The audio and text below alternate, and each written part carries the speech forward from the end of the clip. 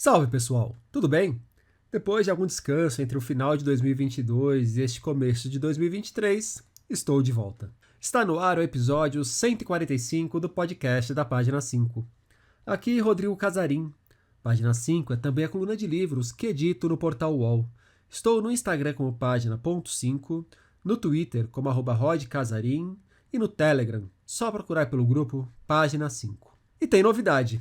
Acabou de nascer a newsletter da Página 5. A ideia é uma vez por semana ou a cada 15 dias, estou decidindo ainda, mandar um e-mail cheio de boas recomendações de leituras para vocês, além de breves comentários sobre um livro ou outro. Quer se inscrever?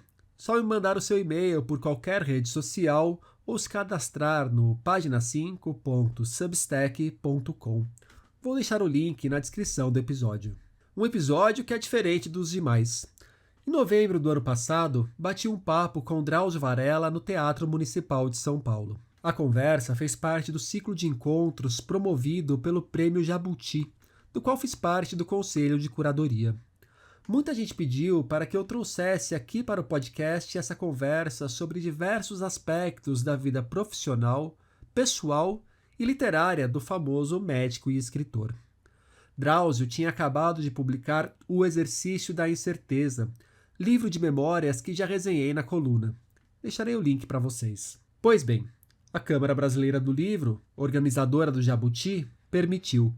O Teatro Municipal, que captou o papo, gentilmente cedeu o áudio, e o Drauzio topou que eu transformasse aquele encontro no episódio desta semana. Espero que vocês curtam. Faz parte do trabalho apresentar o convidado, ainda que dispensasse apresentações. Então, vamos ao protocolo. Drauzio Varela nasceu em São Paulo em 1943. Formado em medicina pela USP, trabalhou por 20 anos no Hospital do Câncer. Foi voluntário na Casa de Detenção de São Paulo, o Carandiru, na penitenciária feminina da capital, e hoje atende no Centro de Detenção Provisória, no Belém. É figura frequente em meios de comunicação com trabalho para informar a população sobre questões de saúde. Drauzio ainda dirige um projeto de bioprospecção de plantas no Rio Negro, na Amazônia. A ideia é obter extratos que possam ajudar no tratamento de tumores malignos e de bactérias resistentes a antibióticos. São de Drauzio obras como Prisioneiras, Carcereiros, Nas Ruas do Brás, Correr, o recém-lançado O Exercício da Incerteza, seu livro de memórias, e Estação Carandiru, que lhe valeu o Jabuti de Livro do Ano de Não Ficção em 2000. Quer acrescentar alguma coisa, retirar alguma coisa, editar alguma coisa? Não, tá bom demais. Eu vou tocar aqui o papo com o Drauzio durante uns 50 minutos, 45, e depois a gente vai abrir para que todos vocês possam participar também. A ideia é que todo mundo componha esse papo. Drauzio, na hora que a gente estava vindo para cá, a gente atrasou um pouco, a gente estava ouvindo algumas histórias aqui do teatro e aí já furaram a minha pauta, que você falou que a sua formatura foi aqui no Teatro Municipal. Então, antes de eu entrar no que eu preparei, você pode contar como é que foi essa formatura? Que na época a medicina se formava aqui, então? A Faculdade de Medicina da USP, a formatura era aqui no Teatro Municipal. E eu me formei em 1967. E em 67... estávamos numa ditadura barra pesada, né? E nós tínhamos tido em 64 vários professores da Universidade de São Paulo foram demitidos da universidade, né, por razões puramente políticas. E justamente eram aqueles que eram mais populares entre os alunos, né? E um deles, o Zé Hildebrando, tinha ido, ele foi mandado embora, foi para a França, e foi trabalhar no Instituto Pasteur com o François Jacob, que ganhou o Prêmio Nobel naquele ano. E ele veio para São Paulo, estava naquela época o pessoal começando a estudar uma forma de trazê-los de volta, né? Porque eram pesquisadores, gente do melhor nível, né? E eu tive a ideia de lançar o nome dele para ser paraninfo da minha turma. E foi muito bem aceito, ele ganhou a eleição, era voto direto, e foi o nosso paraninfo. E aí a diretoria da faculdade considerou aquilo uma afronta. Ele tinha sido demitido, a Faculdade de Medicina sempre foi muito reacionária, e até hoje, né? E eles não fizeram formatura oficial. a faculdade não considerou a formatura. Mas nós fizemos a formatura aqui extraoficialmente. Era uma época de muita agitação, né? E eu fui orador da minha turma e guardei essa imagem do Teatro Municipal. Sempre tive um carinho muito especial por ele. Creio que boa parte das pessoas esteja aqui por conta da sua carreira como médico. Você fala muito sobre medicina na televisão, muita gente conhece por conta desse trabalho. E um aspecto da sua biografia que me agrada muito e que eu ouço menos você falar do que eu gostaria é a corrida. Então, vou começar pela corrida, o nosso papo. Faz pouco tempo que você conseguiu a medalha do Six Star Medal, que é de quando completa as 6 Majors, que são as principais maratonas do mundo. Você conseguiu feito agora em Londres. Pode contar um pouco como que foi essa trajetória, não só da corrida em Londres, mas como é que foram completar essas 6? É Londres, Tóquio, Nova York, Berlim, Chicago e Boston, né? Boston. Faltou uma aí. Berlim? 6. Não, 6, está certo. Olha, eu nunca imaginei que fosse ter uma carreira de tanto sucesso assim nas pistas, não é? Porque eu nunca fui esportista. Quando eu fiz faculdade, eu era considerado muito alto, né? Mas naquela época, eu tenho 1,83 m, então eu joguei voleibol e era do time da faculdade.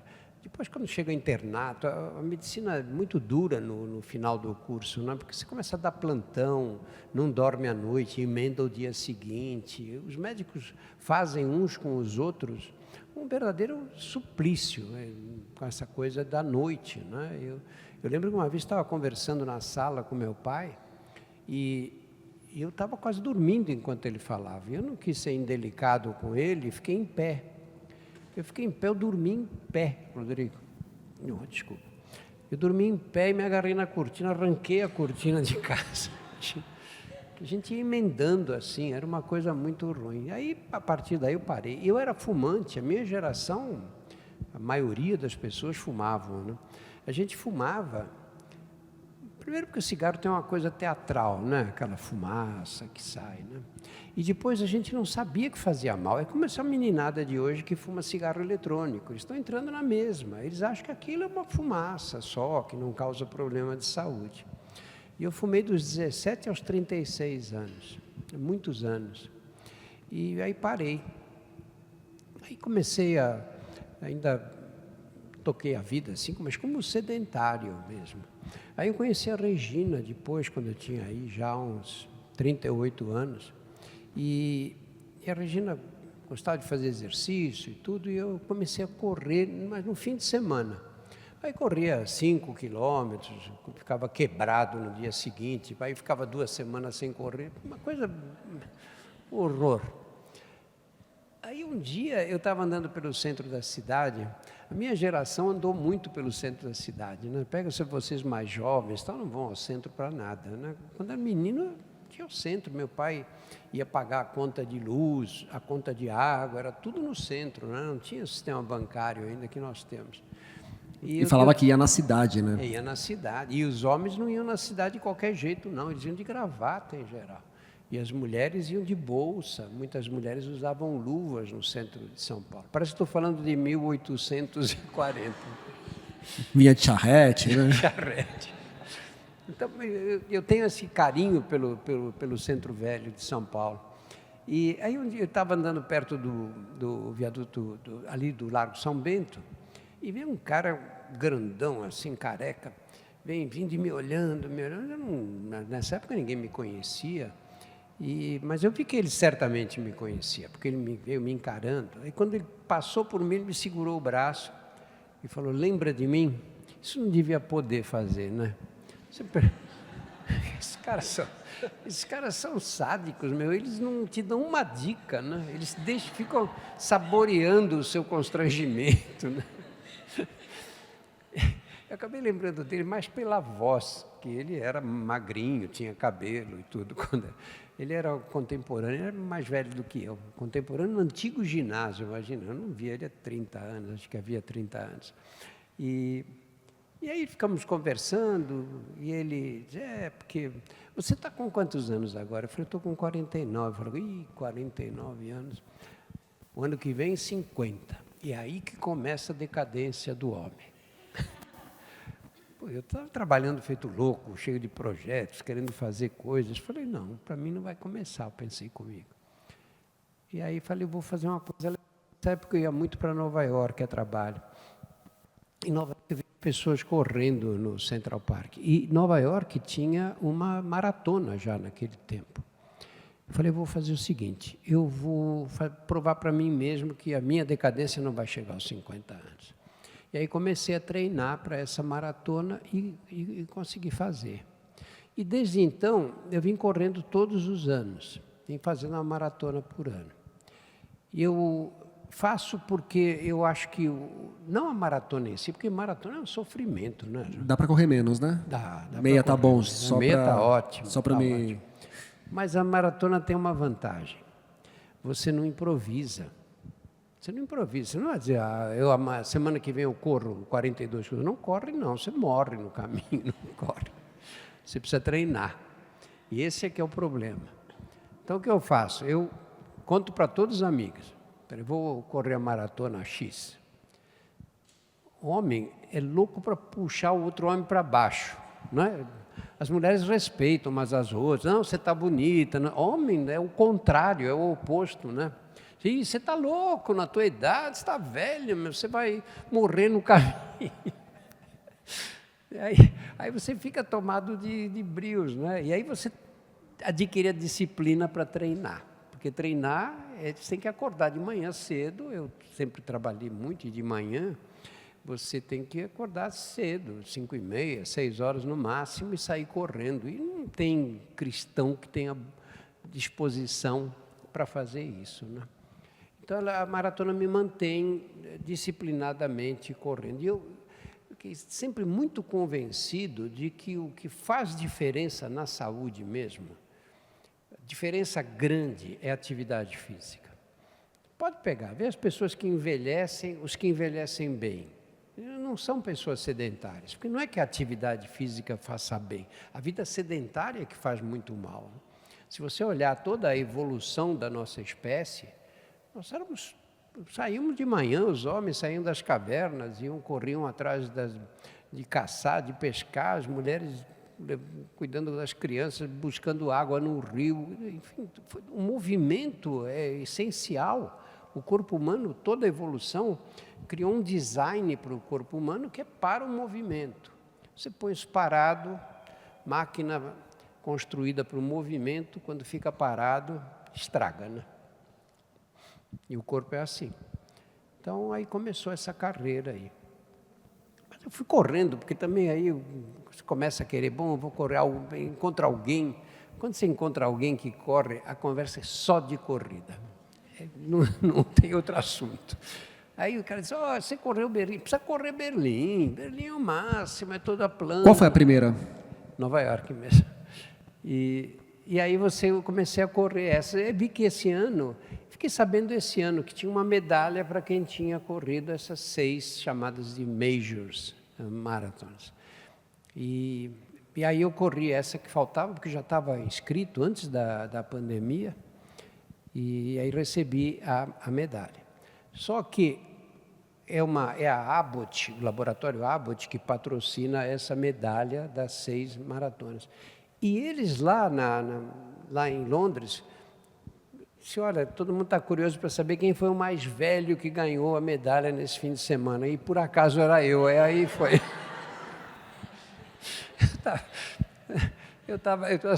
Chegamos no hotel, a Regina foi me encontrar ali na saída da maratona.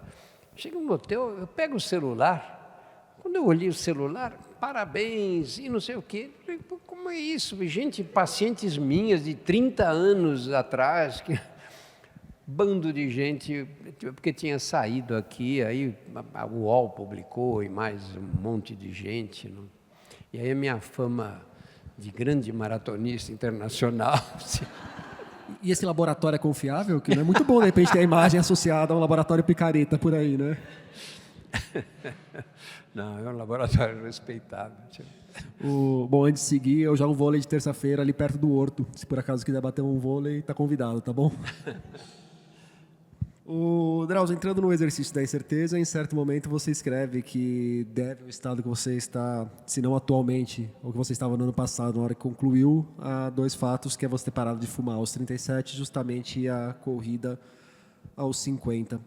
Como que foi esse trabalho do exercício da incerteza? Como que foi lidar com essas memórias tão focadas agora no seu ofício, não num recorte da vida que nem foi no correr, de um hobby, nem num recorte específico do trabalho que nem foi o Carandiru, mas nessa trajetória como um todo? Olha, quando a minha turma completou 50 anos de formado, que foi em 2017, a Faculdade de Medicina costuma fazer uma homenagem para os sobreviventes depois de 50 anos de formatura. Eram muitos? Não, eram 70, minha turma era de 100, tinha uns 70 vivos ainda. E aí o pessoal nas mesas falou, olha, o diretor vai falar, não é? Vai fazer uma saudação, e alguém da nossa turma tem que falar. Eu acho que tem que ser você. E eu falei, não tem tanta gente, não estava mesmo a fim de... Falei, mas você que foi o orador da turma, tem tudo a ver, tal, tá bom. Eu achei que não precisava escrever nada, falei, eu vou falar umas coisas lá, sei lá o que me vier à cabeça e tal. Aí quando chegou na véspera, eu achei que era pouco caso, não é? Os colegas pedem para você falar, e você vai lá e fala qualquer besteira, não é? E aí resolvi escrever. Escrevi durante a noite, acordei muito cedo no dia seguinte e completei um texto. Foi uma análise do que aconteceu. O que aconteceu nesses 50 anos, né, para mim e para os meus colegas de turma, né, que foi uma jornada, primeiro meio século é bastante. E depois aconteceram muitas coisas na medicina. Nós vimos surgir a medicina moderna, nós vimos surgir o SUS. O Brasil, naquela época, era outro país, não tinha nada a ver com esse. Os problemas médicos no Brasil, na época, eram as endemias rurais, esquistossomose, doença de Chagas, malária, verminoses. E hoje os problemas são doenças cardiovasculares, câncer, né, violência urbana. E aí fiz esse resumo. E aí depois, quando foi chegando perto da pandemia, um dia conversando com o Luiz Schwartz, da Companhia das Letras, que editou todos os meus livros, né? Ele disse, você tem ideia, você não vai mais escrever, chega de vagabundagem, senta e escreve. Aí falei para ele, olha, eu fiz esse pequeno texto, que depois a Folha publicou, e talvez isso dê um livro. Ele me entusiasmou muito e aí eu comecei a escrever. E aí veio a pandemia.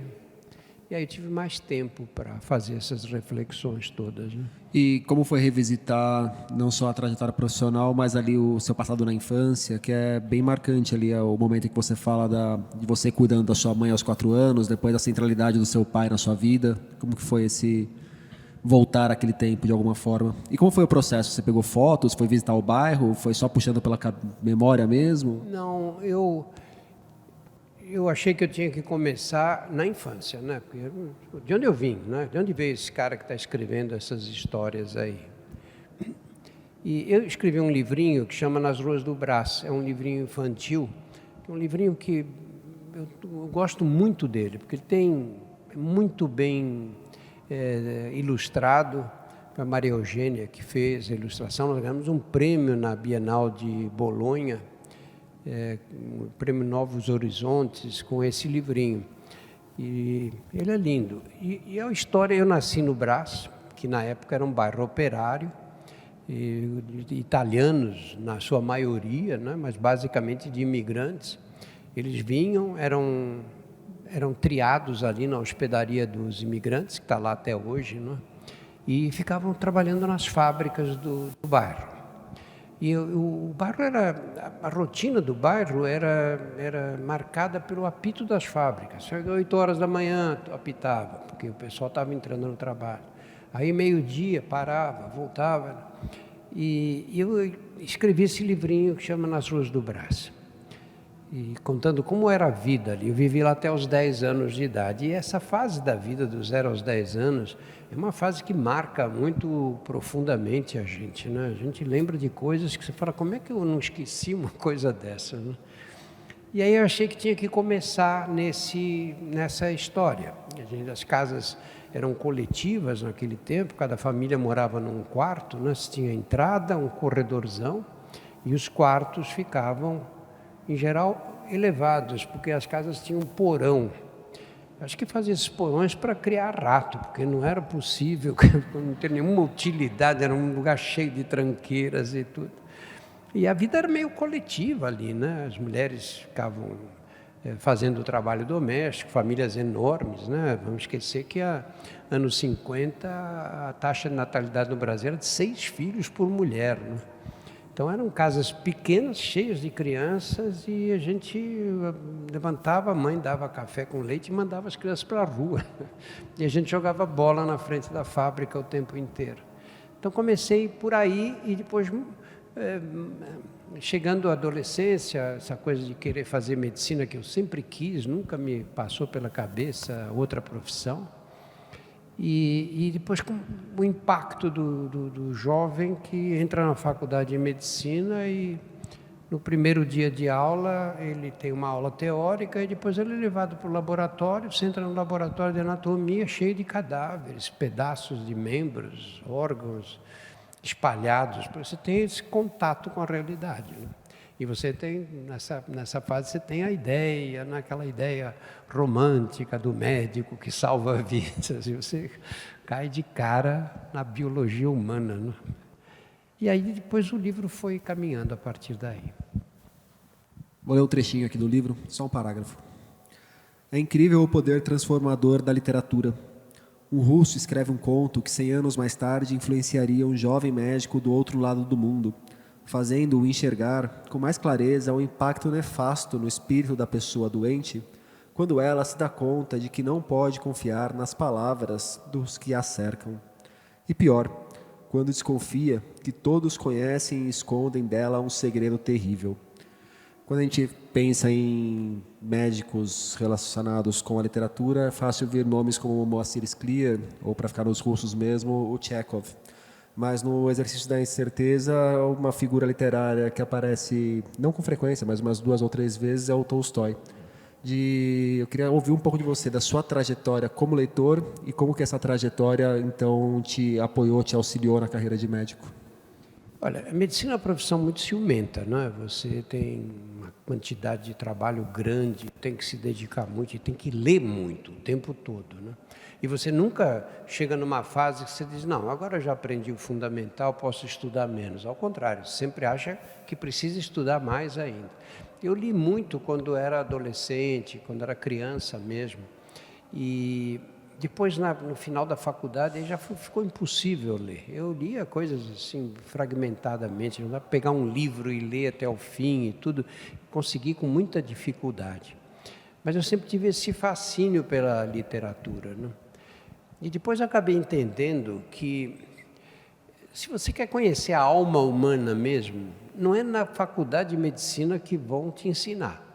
E é fundamental você conhecer a alma. Quanto mais você conhecer da alma humana, melhor médico você vai conseguir ser. Mas isso você não aprende nos livros. Você vai aprender na literatura. Porque as pessoas dizem, os médicos são loucos para dizer que a medicina é uma ciência e é uma arte, né? Eu só ia interromper que você falou que não aprende nos livros. Na verdade, você não vai aprender nos livros técnicos, né? Há uma diferença da formação técnica e de uma formação humanística que você pode obter pelo livro. Claro. É no livro que você vai aprender. Onde é que se discutem as paixões humanas? Não é nos tratados de medicina. São nas obras literárias, né? De pessoas que raciocinaram, que se debruçaram sobre esses temas na maior profundidade, que souberam contar essas histórias, né? E no caso particular desse livro, que é a morte de uma pessoa, de um homem, que é um juiz, meio frustrado com o trabalho dele, que de repente cai e começa a sentir uma dor no abdômen. E essa dor, os médicos não descobrem o que é.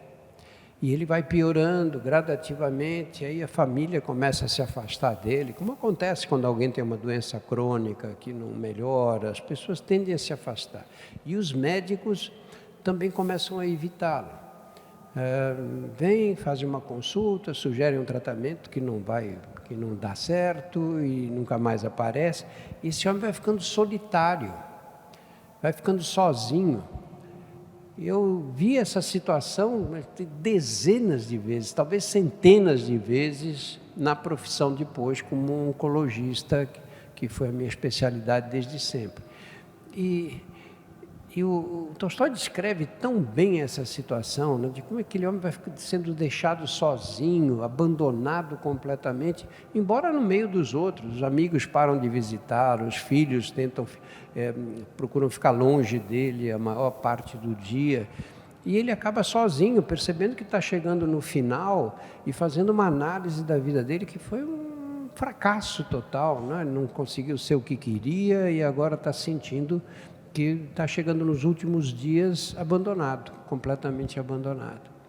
E isso foi uma lição muito, muito clara para mim, sabe? Muito clara, porque nessa hora eu comecei a perceber que eu também tinha essa tendência, né? Quando você vai visitar um doente de manhã, um doente que estava mal, se ele está melhor, a visita vira uma coisa muito agradável.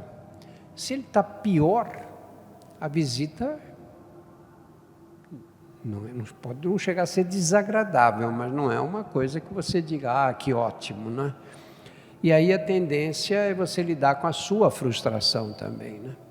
E a sua frustração diz o quê? Eu saio de perto, eu fico menos tempo, eu tento ver o que dá para dizer.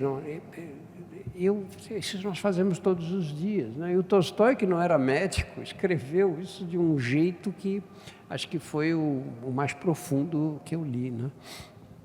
Se por acaso alguém tiver curiosidade do livro, é A Morte de Ivan Ilitch, né? A Morte de Ivan Ilitch. É um conto, quase que uma novela, né? Eu acho que a edição mais recente, que saiu pela Antofágica, deve ter 100 páginas, uma diagramação generosa. Livro ligeiro, é um dos perto do que Tolstói já escreveu, né? Os Tijolos de Guerra e Paz e Ana Karenina, está bem tranquilo. Um dos aspectos que eu mais gostei no Exercício da Incerteza foi como o livro ele acaba soando como uma reverência ao saber, a sabedoria, a busca pelo conhecimento, desde o título em si já é um aceno a isso, né? O Exercício da Incerteza, e o exercício da incerteza não é se acomodar na incerteza, é lidar com essa incerteza e procurar aprimorar o conhecimento para diminuir as incertezas. E você acabou de falar dessa relação com os livros, e a gente está num tempo em que a sabedoria, falar de livros, muitas vezes é visto como arrogância, e até em questões macropolíticas as pessoas falam, olha, evita falar de livro, evita falar de conhecimento, porque pega mal para muita gente por aí. Como que você vê esse momento que a gente está metido? O Rodrigo estava falando, eu estava lembrando, que eu não sei se foi o Goebbels ou o Goering, um dos líderes nazistas, que quando eu ouço falar em cultura eu puxo o revólver. Lembra dessa frase, né? Sim. Porque realmente é assim, né? As pessoas, todos os regimes autoritários e tudo, eles fazem o possível para acabar com a cultura, impor uma outra cultura, que é uma cultura com uma visão muito pessoal, né? E eu acho que, olha, se você esquece das artes de um modo geral, tudo bem, dá para viver, mas é uma vida muito mais medíocre do que o que ela poderia ser, né? A vida, para ficar grandiosa, você tem que ter outros ideais, né? Você tem que entender o que os outros pensam, você tem que procurar a arte, porque a arte te transporta para um outro nível. Você vai andando num museu, de repente você vê um quadro, tem 30 quadros naquela sala. Você vê um quadro e você fica paralisado por aquele quadro. Naquele momento, você sai dessa condição medíocre, mesquinha, que todos nós vivemos com obrigações diárias e tudo. Você é levado para um outro nível. A mesma coisa a literatura. Como é que você pega um livro que você leu aos 15 anos, aos 50 anos, você lembra daquele livro, porque ele, acho que modificou a sua vida, ele modificou a sua trajetória, não é? Eu acho que isso é fundamental para qualquer pessoa. Na medicina, em particular. Porque o que é a medicina? Não é? A medicina é você aplicar o conhecimento científico para aquela pessoa. E é uma relação única. O conhecimento científico vale para todas. Agora, a aplicação para cada uma delas, porque as pessoas são muito diferentes umas das outras. Né? E você começa também, tem a oportunidade de desenvolver uma sensibilidade especial para entender o outro. E entender depressa, porque você não tem 5 anos para conhecer aquela pessoa, você às vezes tem minutos. Né? Você tem que rapidamente entender o que ela é, porque senão você não tem condição de aplicar para ela aquele conhecimento científico, porque aquele conhecimento científico, por mais importante que seja, por mais impacto que ele tenha na saúde, para aquela pessoa pode não dar certo. Pode não dar certo. Eu lembro de um doente que eu tive logo no começo da carreira, ele era um vendedor, tinha um cabelo forte, assim, sabe? Aquele careca, olha, fica morto de inveja, né? Cabelo forte aqui. Ele disse, doutor, o senhor é o 5º médico que eu procuro. Eu sei que para eu me curar com 70% de chance de cura, eu tenho que tomar uma droga vermelha que faz cair o cabelo todo. Eu sei que se eu não tomar essa droga e tomar as outras, eu tenho 30%, 35% de chance de cura. Eu não quero perder o cabelo. Você vai achar que eu sou louco, que eu não quero perder de jeito nenhum. Todos os médicos que eu fui se recusaram a me tratar. Então, ou eu me trato assim, ou não vou me tratar.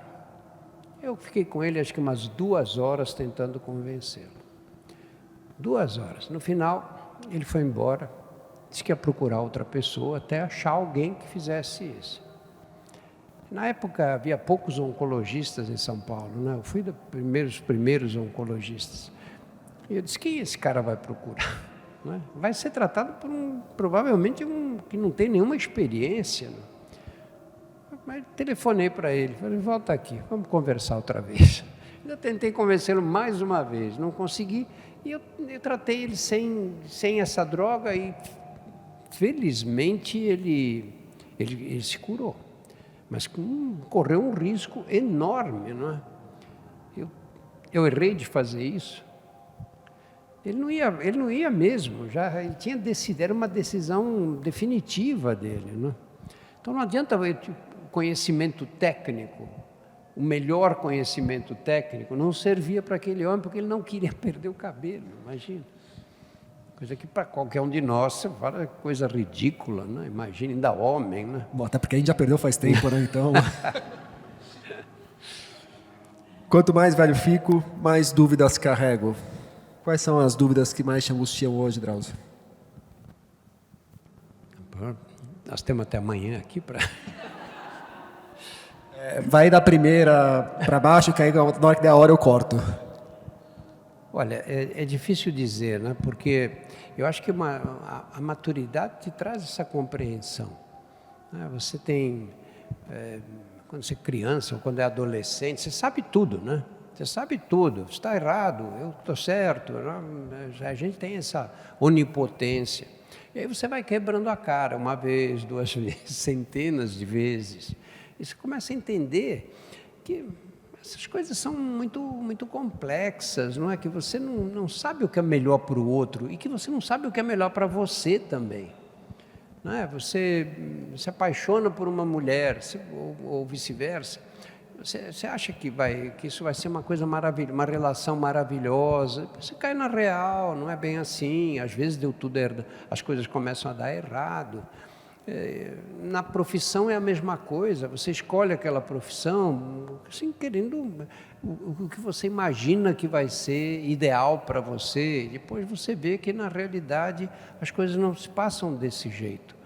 De modo que fica muito difícil você ter certezas, e que as certezas são interessantes, são importantes, algo você tem que tê-las, mas tem que estar preparado para que elas sejam checadas o tempo inteiro, né? Que sejam discutidas e que você... não sei explicar direito, na verdade, eu acho. Mas a medicina é um exercício da incerteza o tempo inteiro, A coisa... Você diz, pô, nunca vai acontecer de eu ter aquela segurança firme e tal, nunca vai acontecer. São certezas provisórias, né? Provisórias. Nossa, quantas coisas eu vi fazer, e eu fiz também, porque na época era considerado o estado da arte, e depois você vê abandonadas, não é? Você chega à conclusão que você, às vezes, prejudicou pessoas fazendo o que era melhor na época, não é? Deu medicamentos que na época a gente considerava, pelas evidências todas, os trabalhos científicos, que eram os mais eficazes, depois você vê que aquilo foi inútil, que trouxe efeitos tóxicos, etc., e nenhum benefício, tratamentos que foram abandonados, não é? Olha, eu tenho um caso, até cito no livro. Tinha um cirurgião na Johns Hopkins University, que era um cirurgião mais famoso de todos. Ele era o chefe do departamento de cirurgia da Johns Hopkins. E descreveu cirurgias abdominais, que são feitas até hoje, segundo a técnica que ele descreveu. E esse cirurgião operava câncer de mama nas mulheres. E ele planejou uma cirurgia, conhecida com o nome de cirurgia de Halsted, que era o nome dele, em que toda mulher que tinha câncer de mama perdia a mama. Não só a mama, ela perdia a mama, o músculo peitoral, que é este músculo aqui, e ele entrava na axila, tudo junto, na cirurgia feita num tempo só, entrava na axila e retirava todos os gânglios, todos os linfonodos da axila. E depois eles irradiavam ainda a mama. Então, o resultado o que era? O resultado era que a pele ficava em cima das costelas. Não é que você podia contar as costelas, você via, costela por costela, aquilo que era pele em cima do gradeado costal. Isso faziam para uma mocinha, faziam para uma senhora, faziam para todo mundo. Tivesse o tumor 1 centímetro, 2 ou 10 centímetros, era a mesma cirurgia. E ai do cirurgião que não operasse a doente dessa maneira, porque ele ficava com uma fama péssima com os outros cirurgiões, e isso era considerado uma coisa antiética, por não fazer a cirurgia de Halsted. Como é que ele impôs essa cirurgia? Ele pegou 50 mulheres operadas por ele e viu o número de recidivas locais, quer dizer, aquelas que operaram, passado um tempo, a doença começava a crescer na parede, na pele. E comparou com as estatísticas de outros cirurgiões. As estatísticas dele eram melhores do que as dos outros. Mas ele não sabia, os outros cirurgiões, que tipo de doentes tinham operado, se eram tumores, se os casos eram comparáveis ou se não eram comparáveis. Um absurdo total. Só que ele era um homem que tinha uma grande reputação como médico. Em Boston tem uma rua, em Baltimore, onde é a clínica, tem uma rua com o nome dele. Isso foi final do século XIX, 1880 e poucos. Nós mutilamos mulheres dessa maneira por mais de 100 anos. 100 anos. Todas as mulheres, 30 anos, 80, faziam a cirurgia de Halsted. Muito bem. Nos anos 80, os americanos fizeram um grande estudo, que foi conduzido por um cirurgião chamado Bernard Fisher. Um grande estudo, vários hospitais, randomizando. Metade das pacientes fizeram a cirurgia de Halsted, metade tiravam só o nódulo. e depois irradiavam o local. Número de recidivas locais, idênticos. Quer dizer, a medicina mutilou mulheres, mutilação grave, se tirar o seio de uma mulher, independentemente da idade, fazer uma cirurgia desse tamanho, você destrói a vida da maioria dessas pessoas, baseado numa evidência, mas baseado praticamente na opinião de um médico influente. Não é? É uma coisa inacreditável isso. E não havia dúvida, era a cirurgia de Halsted. Isso é uma constante.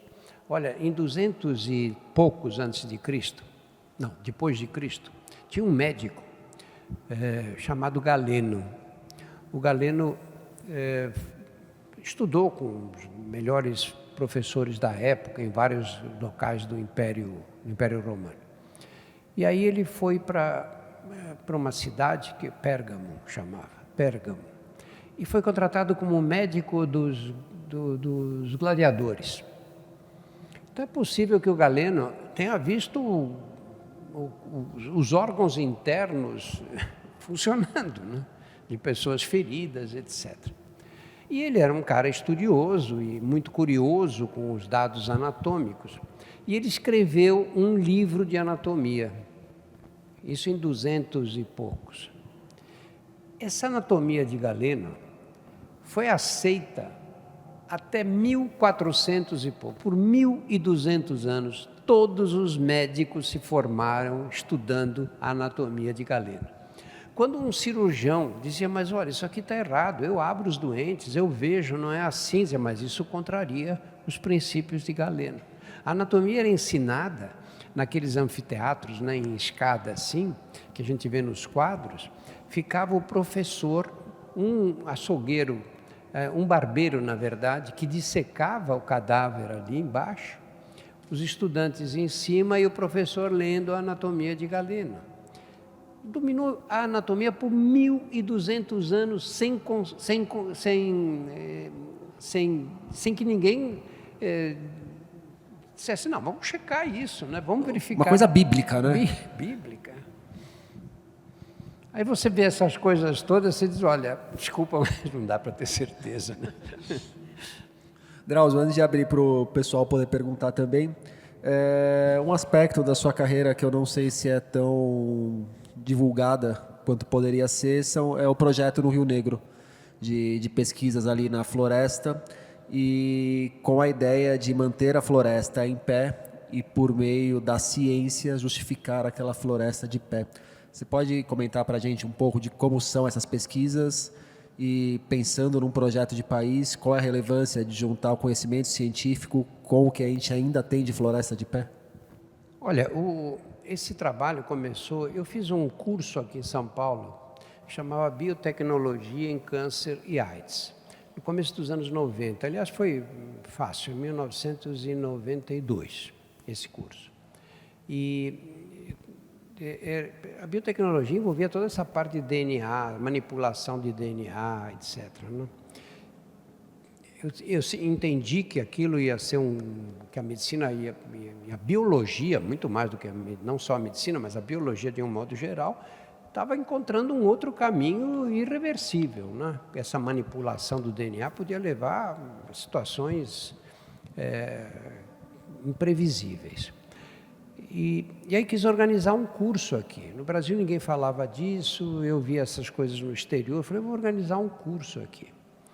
E aí tinha um amigo da Cleveland Clinic, com quem a gente fazia muitos trabalhos em conjunto, falei para ele dessa ideia, ele falou, tudo bem. Eu falei, mas eu queria trazer gente importante aqui para atrair a intenção mesmo. Ele disse, olha, o Brasil está fora do circuito científico, né? Não é fácil você pegar pesquisadores de alto nível e levar para o Brasil. A menos que você oferecesse alguma coisa para eles fazerem depois do congresso. E, por exemplo, uma praia, um lugar que as pessoas pudessem aproveitar e tudo. Aí talvez a gente conseguisse. E eu fiquei com isso na cabeça, fiquei pensando, levar para uma praia, que praia, como é que organiza isso? E lembrei que a Unip, a Universidade Paulista, tinha um barco no Rio Negro, que eles usavam para dar aula para os alunos de botânica, de ecologia, etc. Você fala da floresta amazônica em 1990 e pouco, não era falar da floresta de hoje. E aí eu conversei com o Digênio, que era o reitor, o dono da Unip, e ele disse, tudo bem, vamos organizar esse curso, depois leva o pessoal para lá.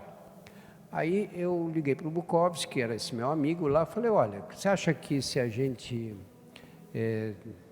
levar esse pessoal depois para fazer um passeio de barco mesmo pela floresta, conhecer? Ele disse, posso convidar o presidente Bush, que era o presidente na época. E nós organizamos esse curso e trouxemos o Robert Gallo, que na época era um homem muito importante, é importante até hoje, porque foi um dos descobridores do vírus da AIDS, né? E a gente fez essa viagem. E um dia, no fim da tarde, estava o barco andando bem próximo da floresta, assim, e eu estava sozinho no convés, e o Robert Gallo chegou e disse, olha, impressionante, aqui é biodiversidade, aqui não é teoria, você olha, você vê uma árvore, e depois você fica andando 200 metros para ver uma outra da mesma espécie. Tem alguém estudando essa biodiversidade do ponto de vista farmacológico aqui? O que essas plantas têm de princípios ativos, etc.? Falei, olha, tem estudos pontuais nas universidades, gente que estuda uma família de plantas, ou às vezes uma espécie. E fiquei com essa coisa na cabeça. Falei, pô, é verdade, né? A gente fica dizendo que quer manter a floresta, e no fim dizer, aqui tem muitas riquezas, quantos medicamentos não existirão aí? Talvez, mas se você não estuda, como é que você vai descobrir isso? E aí voltei, conversei com o Digênio, falei, vamos montar um método de screening aqui. Ele falou, você entende disso? Eu falei, nada. Mas eu aprendo, eu leio e vou conversar nos Estados Unidos como é que isso é feito lá. E aí foi assim, eu liguei tem uma grande central nos Estados Unidos que fica em Frederick, que é perto de Washington. Liguei para lá e disse que eu era brasileiro. Naquela época não tinha e-mail, não tinha nada. Eu disse que era brasileiro, que eu queria montar um projeto desses, com quem eu poderia falar. E a secretária chamou o chefe do projeto, que era americano, que era o Gordon Craig. Os Estados Unidos tem isso, viu? Você tem a impressão que você fala com o presidente da República, se você quiser. No ambiente científico, você fala com qualquer pessoa. E eles marcam o horário, e naquele horário ele está à sua disposição. É muito interessante, é uma coisa muito democrática nesse sentido. E aí nós começamos a fazer esse trabalho, mandamos gente para treinar lá com o Gordon Craig, e começamos a fazer esse trabalho. Nós focalizamos em duas áreas, que é você pega o extrato e testa contra células malignas e contra bactérias resistentes a antibióticos. Esse é o trabalho que vem vindo. Isso foi em 92, o projeto começou mesmo em 95. E vem vindo de lá para cá, é muito interessante, porque você coleta as partes da planta, a gente seleciona algumas famílias, que são essas que estão sendo estudadas, e prepara o extrato. E é muito bonito até o trabalho, porque você coleta a planta, eles fazem umas amostras que vão para um herbário, você tem que ter um herbário. E no herbário fica lindo, né? Porque o processo é muito simples, você põe no meio de folhas de jornal. E é assim há 200 anos. E as folhas secam, os caules, as flores, os frutos, e você constrói esse herbário que é fundamental para saber o que você está colhendo ali, né? E aí você dissolve, moe e dissolve em 2 solventes, em água e álcool, porque aí os solutos que se dissolvem são diferentes. E aí tem uns sistemas experimentais onde você testa esses extratos. E você tem sistemas que você vê, você pinga num lugar que tem as bactérias lá, você vê quantas morreram, ou quantas células tumorais morreram.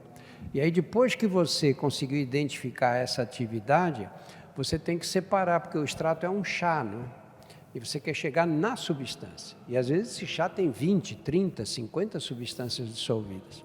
Aí você tem que fazer a separação e voltar testando tudo outra vez para ver qual deles tem atividade. Qual é o responsável? Que fração é a responsável pela atividade. É um trabalho muito interessante e hoje nós temos muitas publicações em revistas internacionais e agora de uns anos para cá uma quantidade grande de estudantes, de recém-formados, de pós-graduandos, gente fazendo mestrado. É um trabalho universitário, acho que vale a pena. Nesse momento, temos 2.200 extratos estocados. Então, tem trabalho aí para 50 anos, se quiser. Acho que é a maior estratoteca da floresta amazônica. E eu acho que essa é a solução, sabe? Se você não consegue... nessa época, eu fui mais de 100 vezes para lá, para o Rio Negro, sempre para a área do Rio Negro, né? Até as fronteiras da Venezuela e da Colômbia. Se você não consegue dar uma finalidade para a floresta, as pessoas queimam, derrubam. Eu lembro num lugar que a gente tinha um centro lá, tinha uma árvore maravilhosa, sabe, assim, de uns 30 metros de altura. Um dia eu cheguei à árvore e não estava lá. Eu falei, o que aconteceu com ela? Ela falou, eu troquei a árvore por um armário. O cara precisava de um armário e não tinha um armário. E chegou alguém que falou, olha, eu troco o armário, te dou o armário, você me dá essa árvore. Aí derrubaram a árvore. Quer dizer, não precisava ter acontecido uma coisa dessas, não é? De jeito nenhum. E assim é. As pessoas, quando falam sobre a Amazônia, esquecem que a Amazônia é habitada. Tem gente que mora lá, que vive lá. E não são só as comunidades originárias, os povos originários. Tem os ribeirinhos todos. Essa gente tem que ter uma forma de sobrevivência, porque se não tiver essa forma de sobrevivência, eles vão vender madeira, não tem outro jeito, né? Temos perguntas, pessoal?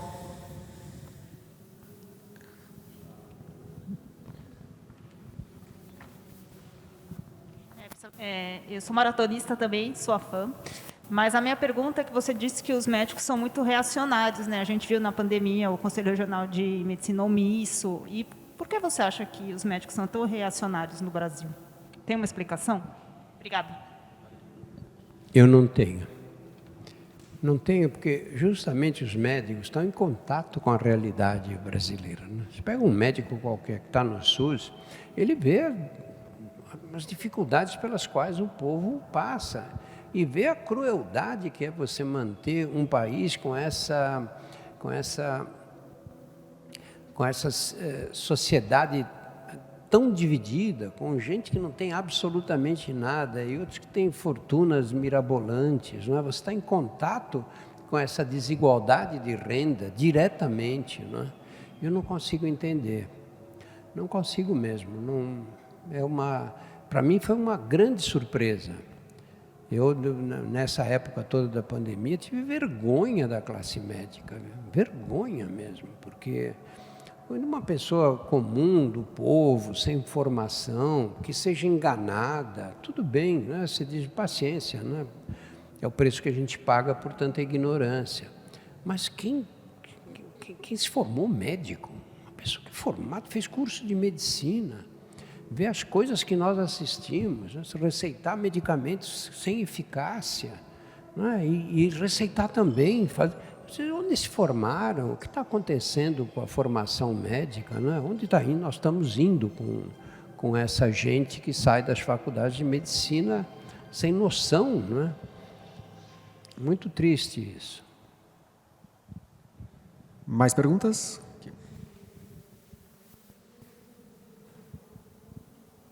André, uma enorme admiração por você, Drauzio. E eu sempre me perguntei, aliás, há 2 anos eu me pergunto, como é que você se sentiu quando o presidente da República, em rede nacional, ironizou você e todo um grupo de pessoas que estava tentando dar um direcionamento responsável, médico, para a pandemia. E, se você me permite uma segunda pergunta, o escritor está preparando alguma coisa relativa a esse período? Olha, você chama André também. André, se eu te disser que não me atingiu em hipótese alguma. O que aconteceu ali? Quando a epidemia estava na China, a gente não sabia nada do que estava acontecendo. Eu assisti a uma palestra do Anthony Fauci, que é a maior autoridade em doenças infecciosas nos Estados Unidos, que eu conheci bem na época do começo da AIDS, estivemos juntos várias vezes. E ele dizia que o CDC americano não achava que esse vírus tinha potencial para provocar uma epidemia mundial. Eu tinha a mesma impressão, porque é um coronavírus parente próximo de outros coronavírus, que são as principais causas de resfriados, responsáveis por cerca de 30% a 40% dos resfriados. E eu achava que não ia acontecer, que esse vírus não tinha essa capacidade. E gravei um pequeno vídeo, dizia, olha, não há razão para essa preocupação, a doença não está no Brasil, e eu não acho que vai ser muito diferente de um resfriado. Quando a doença chegou na Itália, que foi no começo isso eu fiz em janeiro que eu gravei esse vídeo. Quando a doença chegou na Itália, no começo do mês de fevereiro, que nós começamos a ouvir os relatos dos colegas italianos nas UTIs, eu falei, tira esse vídeo do ar, vamos gravar um outro dizendo, olha, a coisa é muito pior do que a gente imaginava, nós estamos agora vendo na Itália um grande número de doentes indo parar nas UTIs, com quadros de insuficiência respiratória grave. E aí mudou o tom completamente. Quando começou, quando chegou em março, que a epidemia chegou no Brasil, eu já tinha vários vídeos gravados falando sobre a transmissão, de como a gente tinha que fazer para se livrar e tudo. Parece que foi o ministro, aquele das madeiras ilegais. Eu sempre esqueço o nome dele. Ricardo Salles. Fico infeliz, não devia ter lembrado. Ele recuperou esse vídeo. E nós entramos em contato com eles, o pessoal do site, para tirar o vídeo, mas o vídeo já tinha corrido. E aí o presidente da República disse que não foi ele que disse que era um resfriado, que fui eu que tinha sido o responsável por essa história. Só que eu tenho um profundo desprezo por esse homem, entende? Se eu te disser que eu fiquei chateado por alguma razão, nada. Fiquei chateado de ter gravado aquele vídeo naquela época lá. Então, se eu não tivesse gravado isso, não dava essa margem toda. Mas tudo o que nós fizemos depois, eu fiz parte daquele grupo Todos pela Saúde, que gerenciou a distribuição de 1 bilhão do Banco Itaú. A primeira propaganda para usar máscara, a primeira campanha para usar máscara foi eu que fiz pessoalmente. Quer dizer, foi o Todos pela Saúde, claro, mas eu fui o âncora da campanha. Não tenho que provar nada para ninguém, para absolutamente ninguém. Aí você vê essa gente desse nível querendo te atingir. Olha, se eu disser que eu fiquei preocupado em algum momento, chateado em algum momento, zero, nada. Eu tenho um hábito, André, que é o seguinte, eu tenho redes sociais, tenho uma presença forte na internet, só que eu não acesso nada. Eu tenho Instagram no celular, Facebook, TikTok, agora. Mas eu nem sei acessar, porque não quero ficar nessa discussão, sabe? Não quero perder meu tempo, ficar vendo o que um achou, o que o outro disse, acho que isso envenena o dia a dia, e a troco do que passar por isso, né? Desculpa a segunda pergunta. Eu já relembro a segunda pergunta, mas só fazer um comentário que você reagindo aos comentários de internet é uma coisa sensacional. Quem nunca viu, eu recomendo. A segunda pergunta era se vem algum livro sobre a pandemia. Você está pensando, o escritor, em fazer alguma coisa, né? Preparar alguma coisa em relativo a tudo que você e todos nós vivemos nesse período? Não pensei ainda não. Quando eu acabei o exercício da incerteza, eu achei que tinha que dar um tempo, sabe? Porque escrever livro tem um outro problema. Isso é uma coisa de fôlego, né? Você passa dias e dias, horas e horas e horas escrevendo. Isso não é o problema, porque isso me dá prazer. O problema é que você, quando não está escrevendo o livro que está em andamento, você sente que está cabulando a aula. sabe? Você cabulava a aula, ia passear no parque, o diabo, mas você ficava com aquela coisa, aquele mal-estar permanente. E o livro é isso, ele toma muito tempo. E esse tempo, às vezes, rouba de prazeres, rouba da leitura, rouba de outros prazeres intelectuais, né? Eu quero dar um tempo agora. Cabulou muita aula na vida, Drauzio? Algumas vezes, quando era moleque. Temos mais perguntas? Oi, Drauzio, sou a Rose. Esse livro que você falou, que você escreveu contando um pouco da sua infância, eu era professora de escola pública e eu trabalhei com esse texto. Mas a minha pergunta é, eu já li algumas coisas, e você diz da importância da relação do paciente e do médico com o paciente. Dele ouvir o seu paciente, né, do médico ouvir o seu paciente e também de tocar. Ao longo dos meus anos, eu venho sentindo que os médicos não fazem mais isso, essa correria, não nos ouvem, não nos tocam. E essa importância de tocar já nos faz um grande bem quando a gente sai do consultório. Eu queria que você falasse sobre essa relação. Eu, quando converso com médicos mais jovens, falo para estudantes, residentes, para medicina é uma profissão que você faz com as mãos. Não existe medicina sem o contato físico. Sem o contato físico, o ato médico não se completa. Você pode ir a um médico, ele diz, olha, você está com essa tosse, eu vou pedir uma tomografia computadorizada, você vai fazer, me traz aqui. Você vai, faz a tomografia, traz. Ele olha, fala, você tem enfisema. Você fumou muitos anos, você tem enfisema, vou te dar um tratamento para isso e tal, e te dar a medicação. Você não sente que foi atendida por um médico. Ali no lugar dele podia ter um computador, sei lá, uma máquina, qualquer que fizesse a interpretação. A medicina, você tem que tocar a pessoa, porque isso é o ato médico. Eu acho que é um absurdo, e eu não entendo por que os médicos pararam de examinar os doentes. Não é um fenômeno brasileiro, aí fora é pior até. Ninguém encosta em ninguém. Você diz, mas como é que esses caras fazem medicina?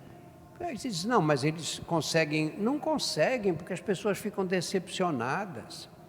Eu sempre examinei os doentes, que fui treinado assim. Mas eu aprendi mesmo isso na cadeia.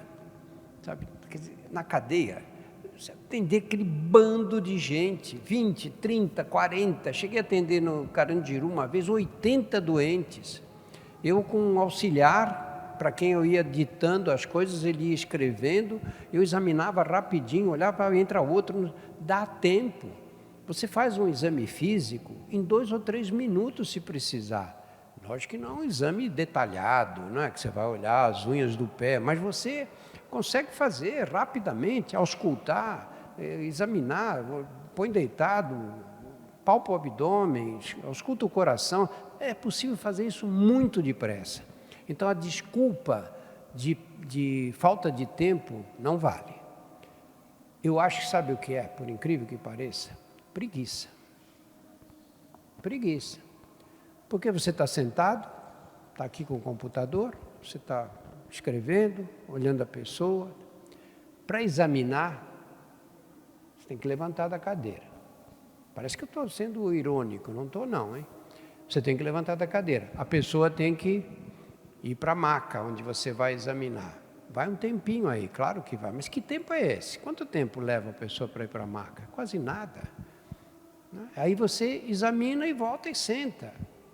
Eles querem resolver tudo ali, entende? Porque a medicina acabou virando com essa coisa de aumentar o número de pessoas, de reduzir o tempo da consulta e tal. Muitas vezes é o jeito mais rápido de você se livrar daquele paciente ir embora, claro que com o problema dele resolvido, não é? Mas fica parecendo, quando eu tenho uma tomografia na mão, eu digo, por que eu vou escutar o tórax dele? Não vou colher mais informações. Então, se eu eliminar essa parte, ele não precisa tirar a camisa, daqui mesmo eu já resolvo. E é assim, no mundo inteiro é assim, e não é de hoje. Sabe, nos anos 80, eu passei 3 meses no Instituto Karolinska, que é um dos maiores centros de oncologia da Europa, na Suécia. não vi examinar um doente. Eu não vi essa cena de você tirar a camisa, deitar na maca, examinar, palpar. Não vi em 3 meses. Eu lembro de um doente que era um exilado cubano, que tinha um linfoma, um prontuário dessa grossura. E ele, lá é frio, né? Ele estava com um casaco de couro.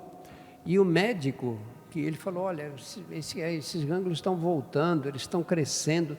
E o médico que estava examinando, do outro lado da mesa, esticou a mão assim e passou a mão no pescoço dele. Isso foi exame físico, foi o maior exame físico, o mais demorado exame físico que eu vi nesses 3 meses. Eu acho que é um mau entendimento do que é a medicina e de como ela deve ser praticada, né? Temos aqui. Olá, boa noite. Drauzio, meu nome é Amanda.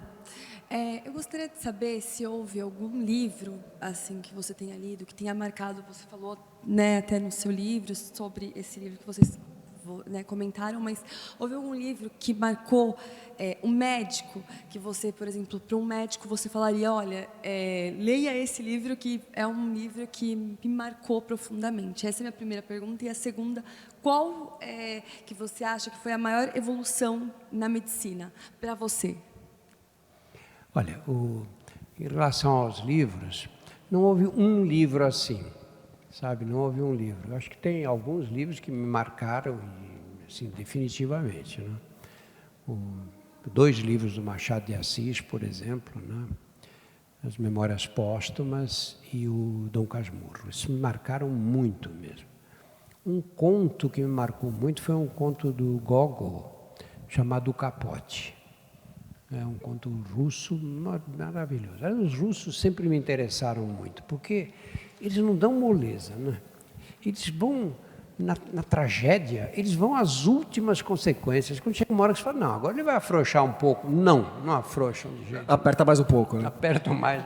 O Tchekov tem um conto de um menino, 9 anos, que foi deixado na casa de uma família para ser criado por essa família mais abastada. E, na verdade, a família queria ele como um empregado. Ele dormia embaixo do fogão, ele começa a escrever. E aí, num dia de Natal, à noite de Natal, enquanto a família ia para a igreja, ele aproveita para escrever para o avô e pedir para o avô ir buscá-lo. E ele começa a contar as tragédias, as maldades que faziam com ele, e que ele não suportava mais tanto sofrimento e tudo. E você vai lendo aquilo, uma coisa feita com criança. E às tantas ele diz, eu tenho que terminar já, porque se eles voltarem da igreja e souberem que eu estou aqui escrevendo, eles vão me espancar de novo, vou tomar outra surra. E então vem me buscar. Sai, pega a carta e corre para uma caixa de correio. E joga a carta dentro da caixa do correio sem selo, e termina o conto assim, sem selo, sem destinatário, sem nada, ele joga a carta. Aí você diz, não, o cara não vai fazer essa maldade com o leitor. Agora, você ia comentar que, apesar da literatura russa ser muito dura, o Gogol me parece uma porta de entrada excelente para quem quiser conhecer os russos, né? Tanto o Capote quanto o Nariz, e tem uma edição da 34 que reúne os dois, são contos muito gostosos de ler, apesar de tudo. Tinha a segunda pergunta, né? Que era a maior descoberta que você acompanhou. Olha, eu costumo dizer que a minha geração viu o nascimento da maior revolução da história da medicina brasileira. E as gerações futuras não vão ver uma evolução como essa, que foi a criação do SUS, né? Você imagina um país que ninguém tinha direito a nada. Quem tinha carteira assinada tinha direito à assistência médica do antigo INPS, o INAMPS. Quem não tinha, acabou. Não tinha, todos os informais, todos os trabalhadores do campo, que eram a maioria dos brasileiros naquela época, o Brasil ainda era um país rural, não tinham direito a nada. Eram atendidos por misericórdia, assim, ou por, sei lá, por caridade nas santas casas, ou em pequenos postos de saúde que os prefeitos do interior montavam, mas ninguém tinha obrigação. E, de repente, aparecem uns visionários que colocam na Constituição que saúde era um direito de todos e um dever do Estado. Olha que revolução foi essa! Eu acho que essa foi o grande avanço. Eu vi vários avanços na parte técnica da medicina, claro, né? Houve enormes avanços em todas as áreas, praticamente, né? Porque, na verdade, a medicina, até 1960, por aí, era nada, né? Vamos lembrar que a penicilina entrou no comércio nos anos 40. Até então não havia antibióticos. Aí você tinha uma amidalite, essa amidalite ia piorando, acabava tendo uma septicemia e morria. Morria criança de amidalite, morria adulto. A expectativa de vida, quando eu saí da faculdade, era de 60 anos. Hoje morre uma pessoa de 70 anos, a gente diz que morreu moço, né? É uma mudança radical. Não foi só a medicina que criou essa mudança, né? Acho que muito mais água corrente, saneamento básico, né? As medidas todas que melhoraram as condições de vida. Dieta, né? Comida, que passou a ser um problema oposto hoje para várias categorias sociais, né? De você ter tanta comida à disposição para um animal que não estava preparado a viver nessa fartura, não é? Então, na época, olha, quando eu coloquei no livro algumas histórias dessas, no Hospital das Clínicas nós tínhamos uma enfermaria para crianças desnutridas. Imagina, uma enfermaria, essas crianças ficavam lá para comer e colhia sangue para fazer alguns estudos, para justificar a internação delas também. E hoje, infelizmente, nós estamos vivendo uma realidade parecida com essa. Imagina, meio século mais tarde, estamos aí com gente com privação de alimentos, né? Mas era assim. E os doentes que vinham, chegavam as crianças. Eu peguei o início, quando veio, aí pelos anos 60, estava havendo uma migração de gente que vinha do Nordeste para cá, do interior de Minas, de Mato Grosso. Eles vinham para São Paulo para conseguir um emprego, um trabalho que tinha. São Paulo tinha mais emprego do que empregados na época, né? E iam para a periferia, né? Armavam barracões na periferia e ficavam lá. E as crianças sem água encanada, sem saneamento básico, sem nada. As crianças tinham infecções gastrointestinais, desidratavam. Famílias de pessoas ignorantes e também sem condições de deslocamento na cidade, não tinha esse serviço de ônibus e metrô que tem hoje. Então eles vinham para o Hospital das Clínicas quando as crianças já estavam largadinhas. Chegavam no hospital e morriam de desidratação, porque não dava tempo, muitas vezes, de hidratá-las. A gente dava plantão no pronto-socorro de pediatria, morriam 2, 3 crianças por plantão de 12 horas. Nunca esqueço disso. Às vezes morriam 5 ou 6. Era uma coisa, uma tragédia. Perder filho era normal. Normal. Os professores, quando ensinavam a gente a tirar a história dos pacientes, diziam, quando você atendia uma senhora aqui, se pergunta quantos filhos teve, porque isso é importante, que você consegue ter uma ideia do nível socioeconômico em que ela vivia. Mas depois tem que perguntar quantos filhos teve e quantos filhos criou. Porque morrer 2, 3 crianças de uma mulher que tinha tido 7, 8 filhos era considerado normal naquele tempo, né?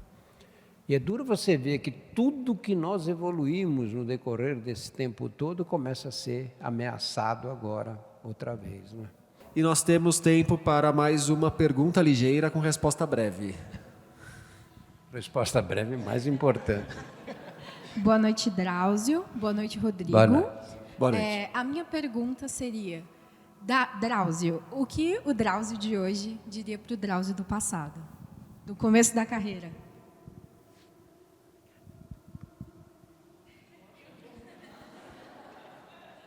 Não precisava ser tão breve assim a resposta também, né?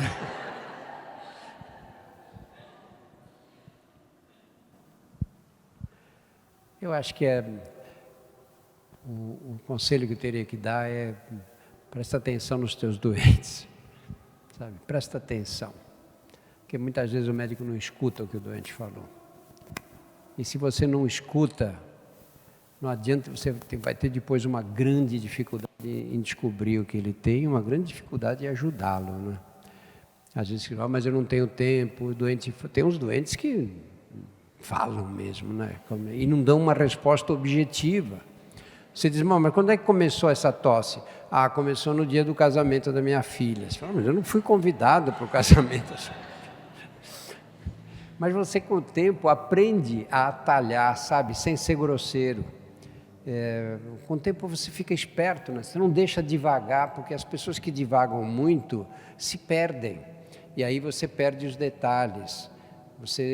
Uma coisa que eu aprendi a fazer, espera um pouquinho, agora estou ficando confuso, tem muito assunto misturado aí, eu quero saber o seguinte e tal. Você consegue fazer isso de um jeito delicado, né?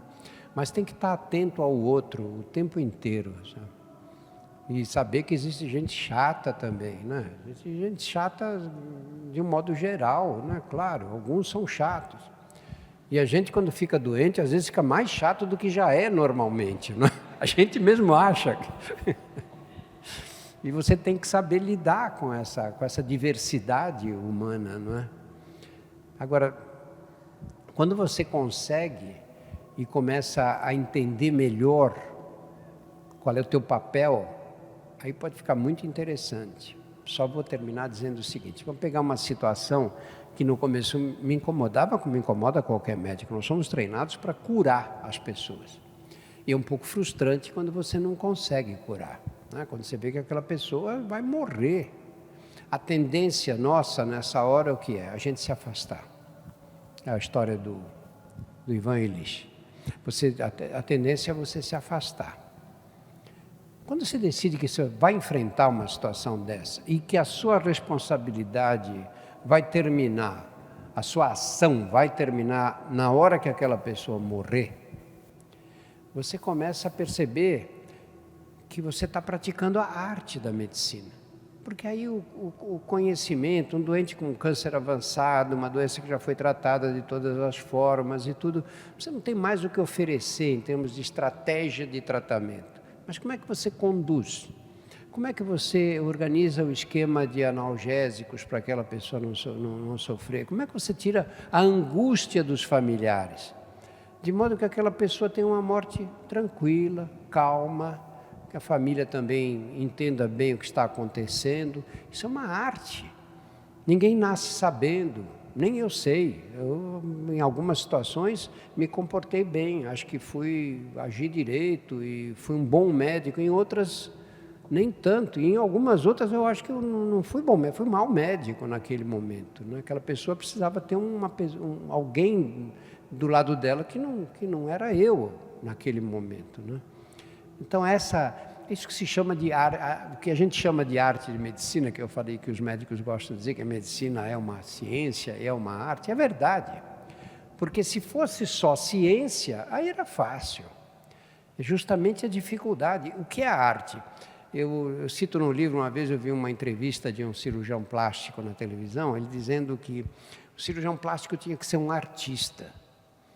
Que confusão é essa? Que artista é esse? Desde quando você levantar um nariz, fazer uma boca mais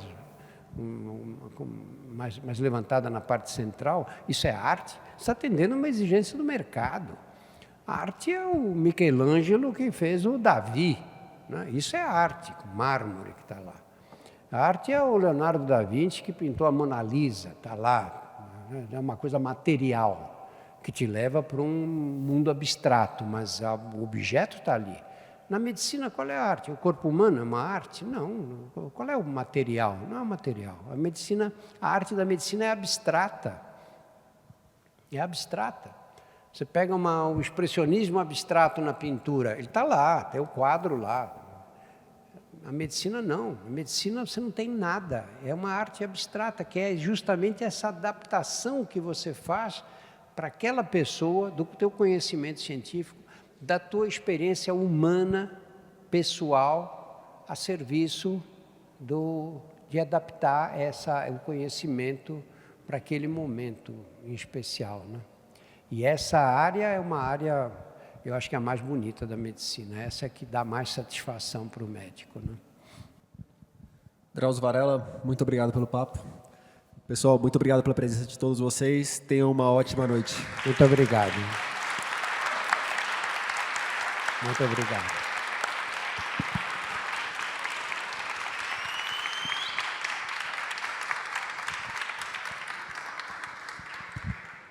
O Exercício da Incerteza, livro de memórias de Drauzio Varela, chega aos leitores pela Companhia das Letras. E reforço o agradecimento à Câmara Brasileira do Livro, organizadora do Jabuti, ao Teatro Municipal, que cedeu o áudio, e ao Drauzio, que me autorizou transformar aquela conversa neste podcast. Por hoje é isso aí, pessoal. Indique o podcast para os amigos e inimigos. Um abraço, um beijo, um aperto de mão e até semana que vem.